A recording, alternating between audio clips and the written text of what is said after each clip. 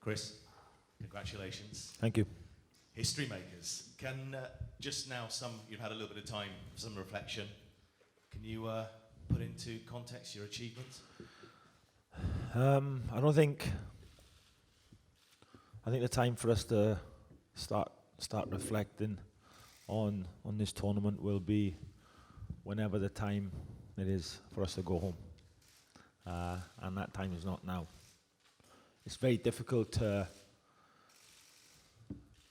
not stop and think about what's happened, but once you stop and you keep looking into the past, you don't know where you're going into the future, and the future for us can be even better, so we're very much looking at the next game in front of us, which is obviously Wednesday, and just making sure that we're focused on that and not what's already happened, because actually what's happened can't help us for what we need to happen on Wednesday. We've got to refocus, make sure we've got that energy about us when we're preparing, and just look at the next game. We can, whenever this tournament's finished, then we can stop, look back, and of course start giving ourselves a pat on the back. I think that they've earned it, but they're still earning it, and there's still other stuff that can be earned. So that's what we're looking at. I was just talking just before you came in, and it's 4 weeks to the day since we're all in Stockholm, and that result against Sweden. How has that change happened in this time? There are many reasons, I'm sure, but can you maybe put your finger on some of them? I think that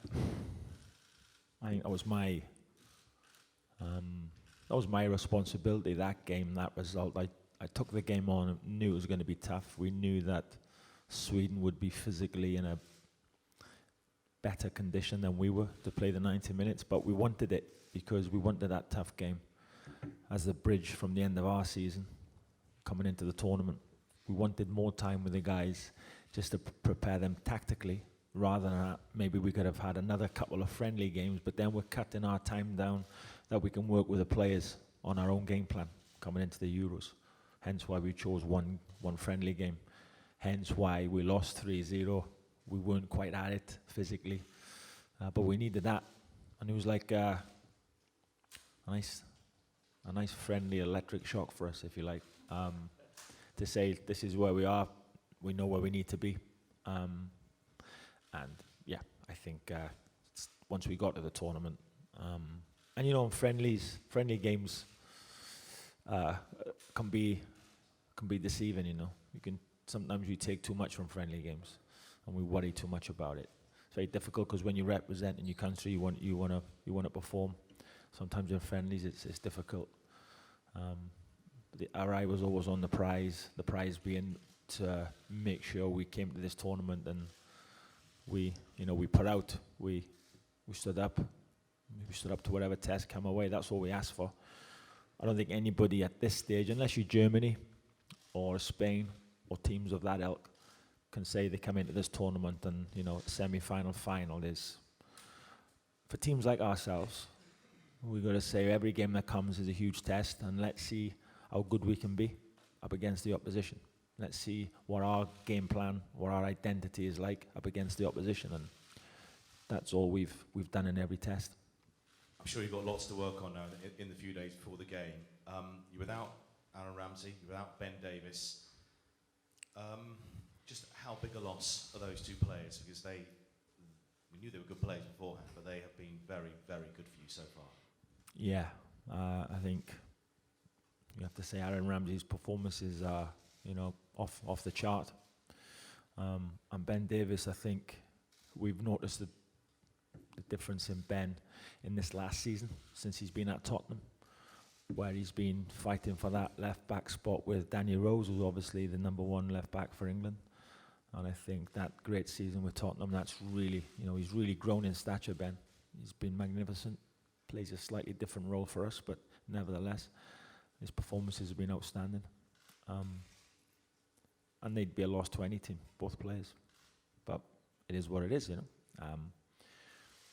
players what we've found in the tournament is the easy ones to look after are the guys who are playing all the time. It's the guys that are not getting playing time, and we've had to work them really hard, and it's hard for them mentally, knowing that, you know, they're slogging their guts out a lot of days, knowing that they're not going to get minutes on the pitch, or knowing they're not going to be starting the next game, and that's really tough. And that, for us, I think, because of the players who haven't played, and because of their attitude and mentality, which has been fantastic, that's really kept the dressing room really strong, kept the vibe really positive, and that's down to the guys who haven't been playing. Now, one or two of them are going to get a chance in this next game, and that's how it works. You know, you never know what's going to happen in football, especially in a tournament where 2 yellow cards in a short space of time can change a lot in terms of who plays and who doesn't. So the other guys now who have worked hard, you know, get a look in for this next game, and it's not a bad one to get a start in the semi-final of a major tournament. You're not going to hear this much in the next few days. Bale against Ronaldo.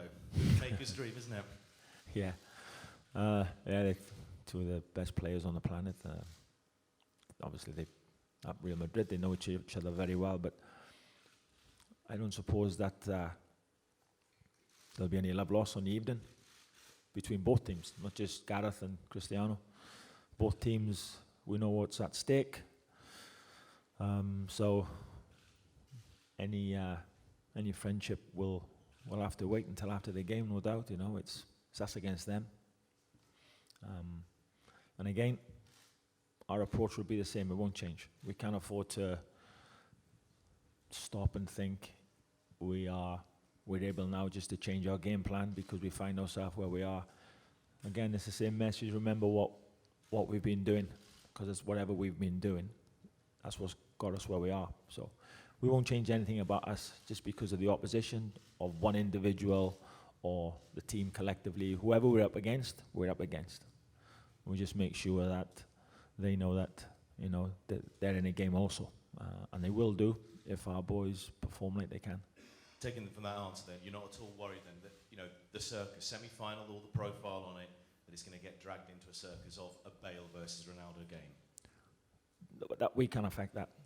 I can't affect that. None of my staff or players can affect what's said about this game coming up. All we can affect is ourselves, and, you know, we don't have to.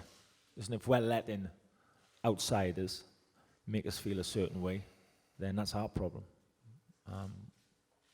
And nobody can, I always say, nobody can make you feel bad about yourself unless you give them permission.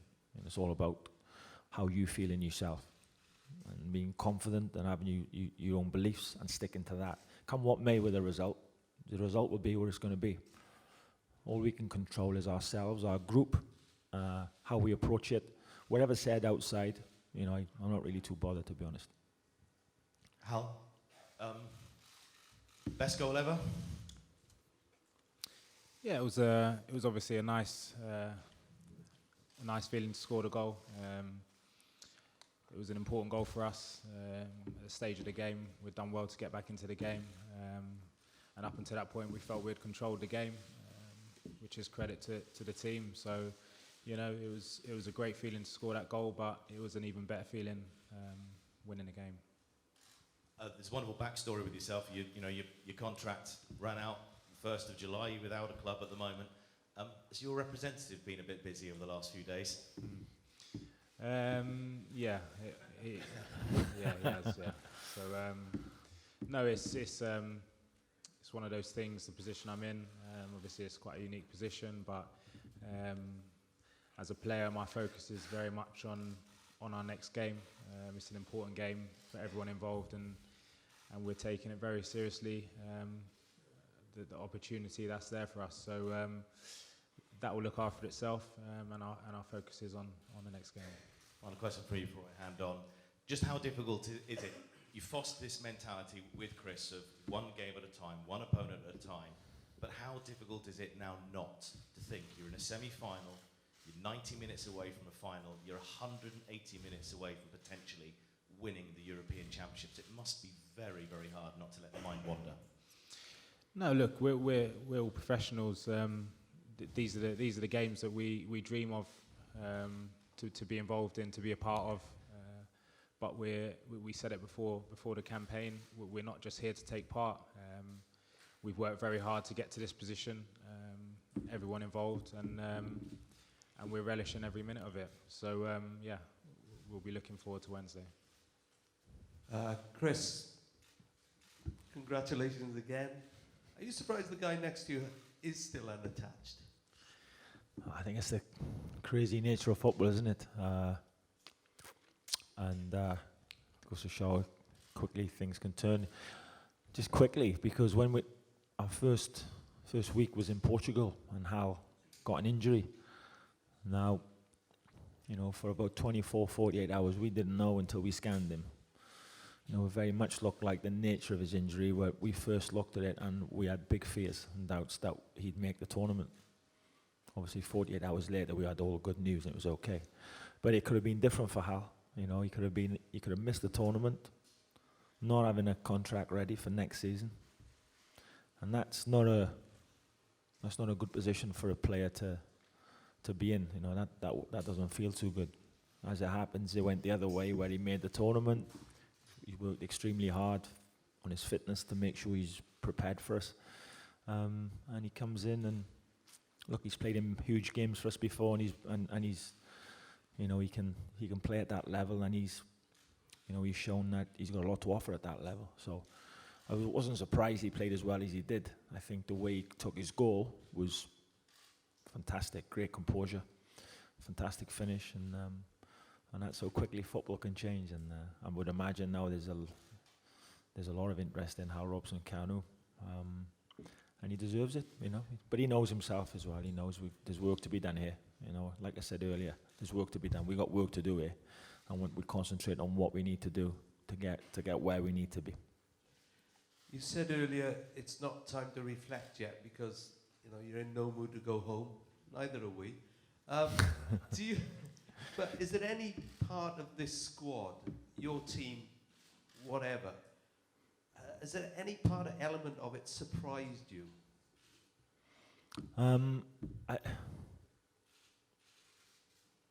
For me, under my heart, I thought we had a really good chance to get to the quarter-final. After that, you know, I thought whoever you draw is going to be tough opposition. But I really thought we had a good chance to get out of the group. And then who are you going to get in the last 16? You never know.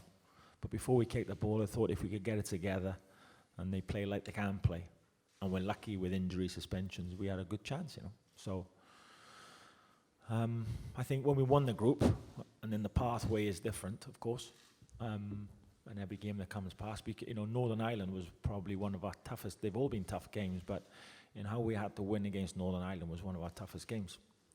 And then we beat Belgium, who are one of the best teams in the world. So you just gain confidence every time, and then you get game hardened. You do. The longer you're here, you're playing in that intensity, under that pressure, you get hardened to it, and then you relish it. It's incredibly tough, it is, and it's intense. But you know, you start this. You know, your body gets used to it, and your mind and your thinking gets used to it. So the players now, I can see it on them. They're in a mode where they don't walk onto the pitch expecting, you know, to say, yeah, we'll win this next one. What they expect of each other and themselves, though, is the very best of what they've got to offer. Now, that's the be-all and end-all for us. Doesn't mean I can't guarantee they're going to get a result. Nobody can. I can only guarantee that if they do that, it feels a hell of a lot better walking off the pitch with whatever result you've got, knowing that you've emptied, you've offered everything, and that's that. So every game that they keep doing that gives us a lot of confidence. The mood in the camp has always been good. I don't mean the camp since we've been in France. I mean every time we've had campaign games, friendly games, is a really good bunch of people who are involved together. And of course, the longer you're together in tournament football, it's fight football, it's dog eat dog, the more together you become. Because obviously the longer you're in it, the more successful you're becoming. So all those bonds just with each other, they just get better and tighter. And of course, at the moment, everybody is, feeling very, very good about the situation. And is it that bond that's going to allow the squad to get over the loss of Aaron Ramsey and Ben Davis, and in some ways, as important, to help them get over the fact that they're missing out on the semi-final?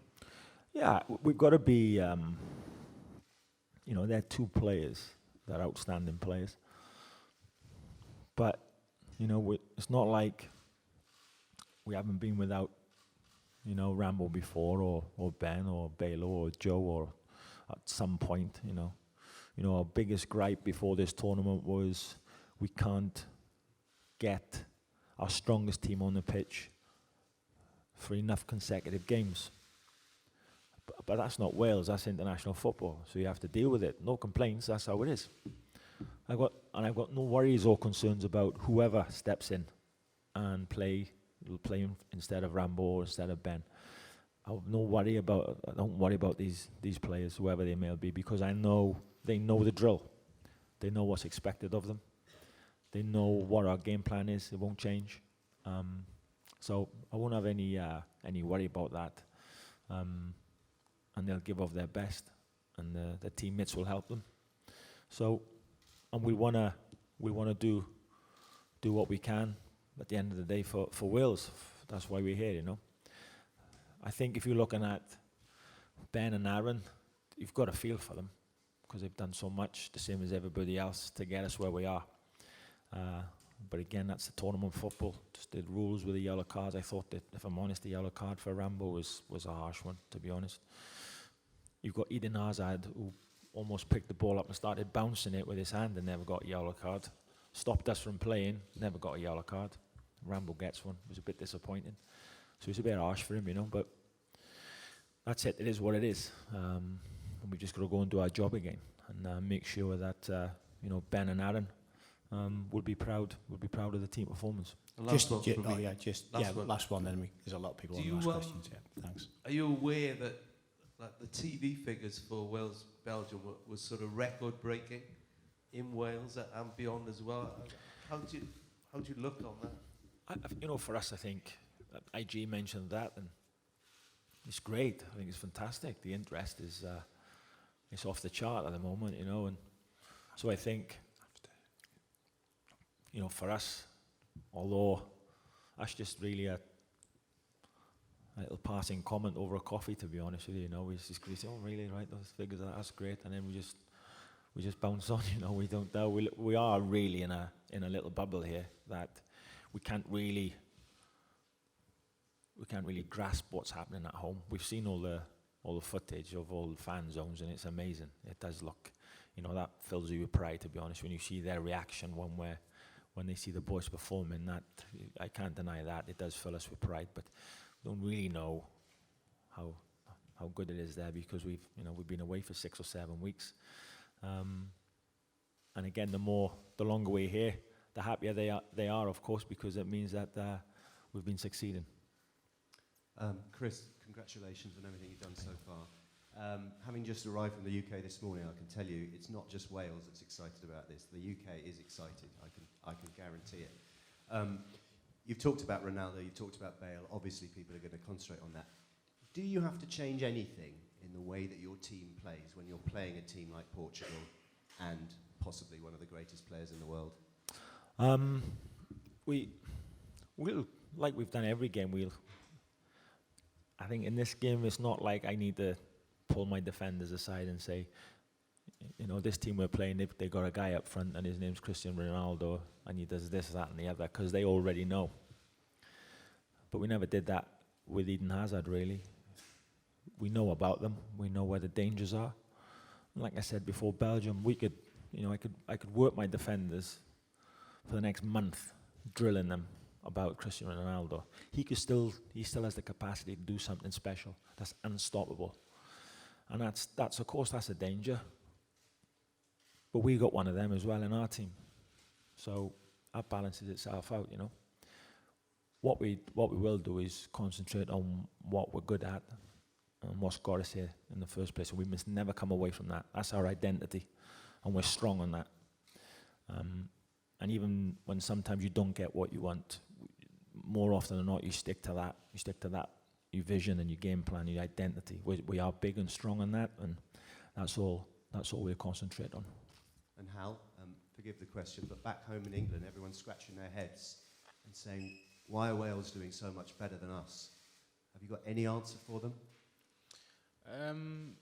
Yeah, we don't really think about that, to be honest. We just focus on what we're doing here. As the gaffer said, our focus is very much on our camp and what we can do and how we can make it a positive experience for everyone involved. So, it's been spoken about before, our togetherness, the bond we have as a group of players. Now we've been together for many years, playing with and against each other, and I think that shows in our performances. It shows that we're willing to fight for each other and give our all for each other, and that goes a long way in sport. Nick? Yeah. Chris, hello.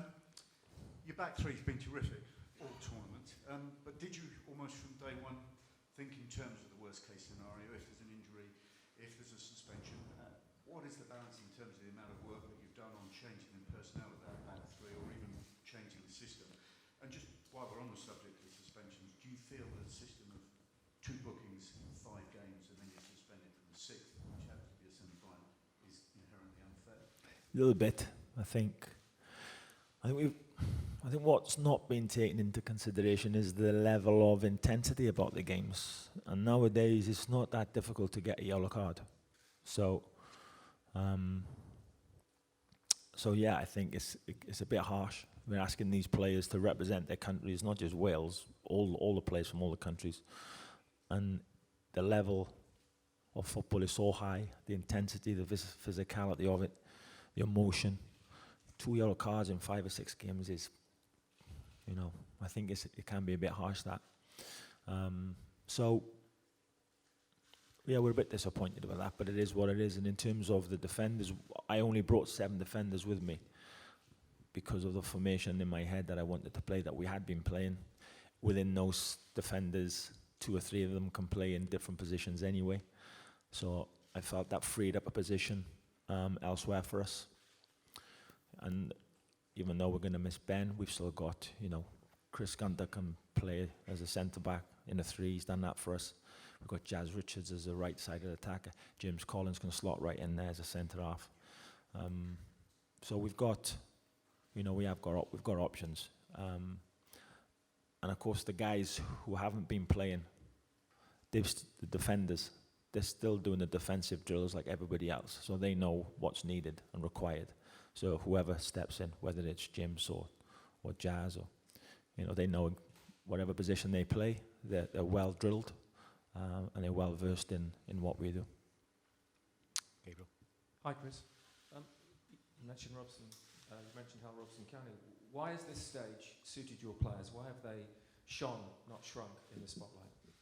I think for us, in all fairness, it's new territory, and you're either going to be blinded by the lights and shrink, if you like, and just crawl back into the corner from wherever we came from, or you're going to have a bit of belief in yourself and prepare to stand up for what your identity is. And that's, like I said earlier, that's what we were excited about coming here to see, exactly where we are and what we're capable of.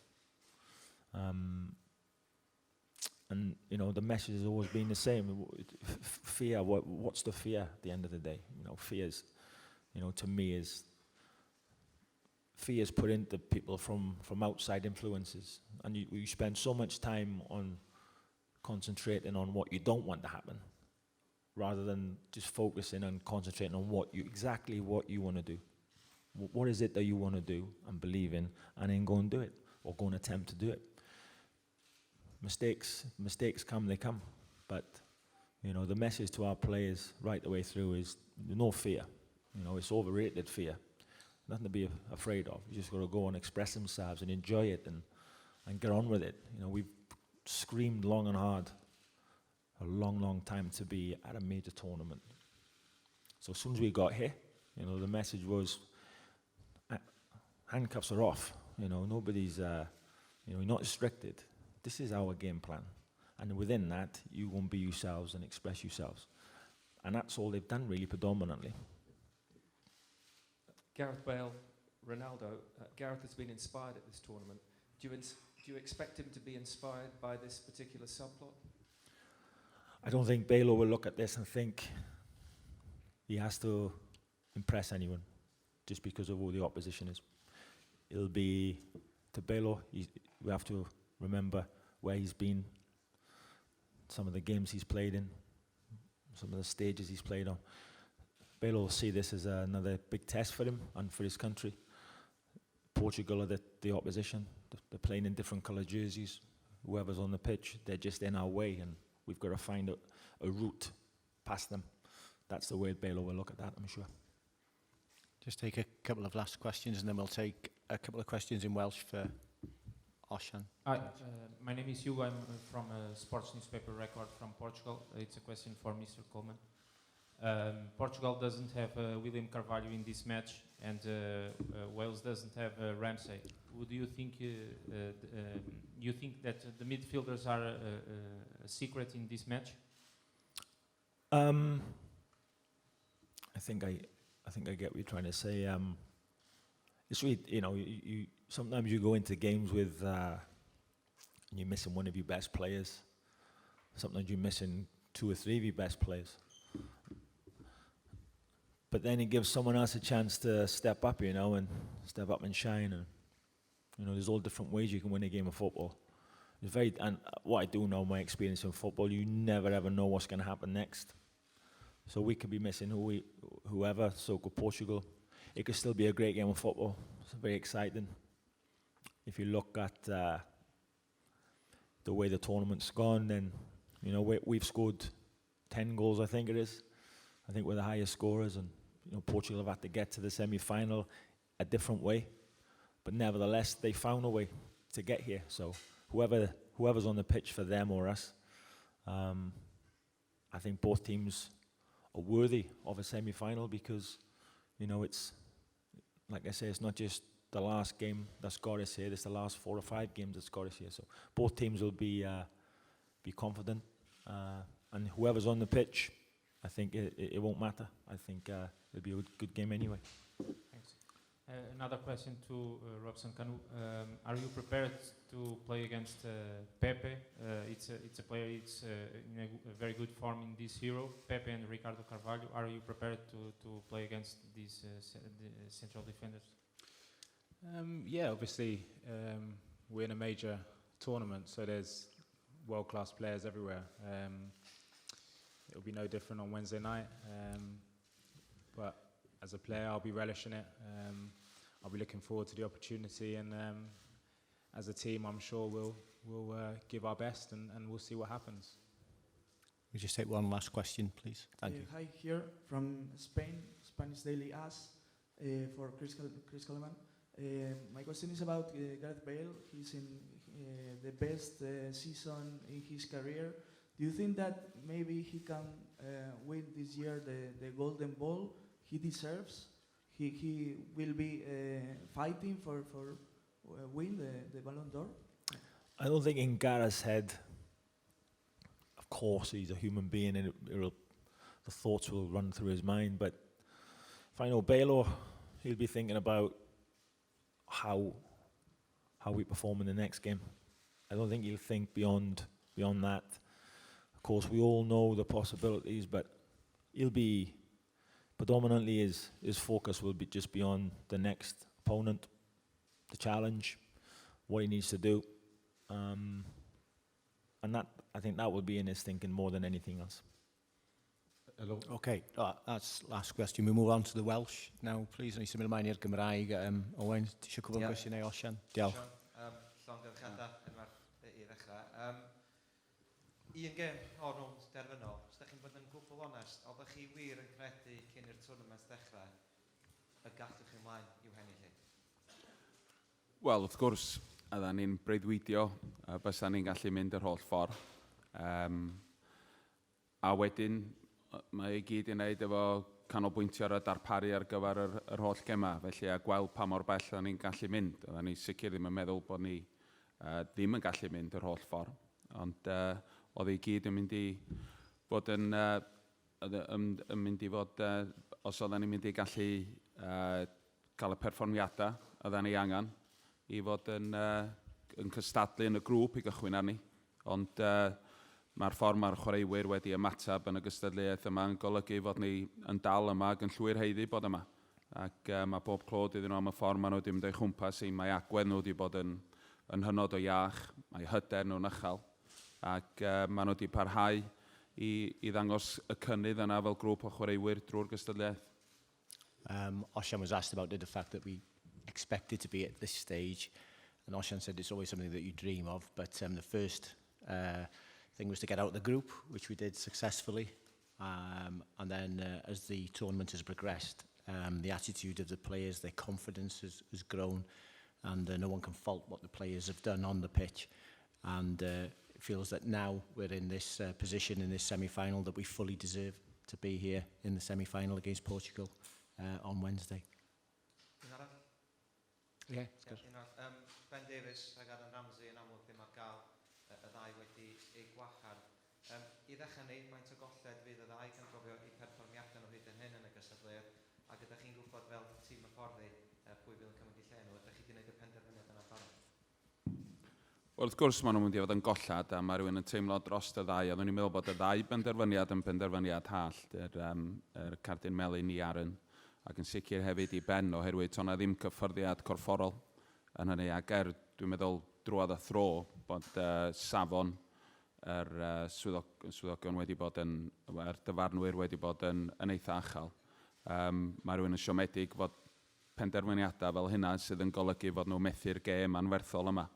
Ond dyna'r sefyllfa da ni yno fo, ac wrth gwrs, pan ti'n dod i gystadleuaeth fel hyn, wyt ti angen yr grŵp i gyd.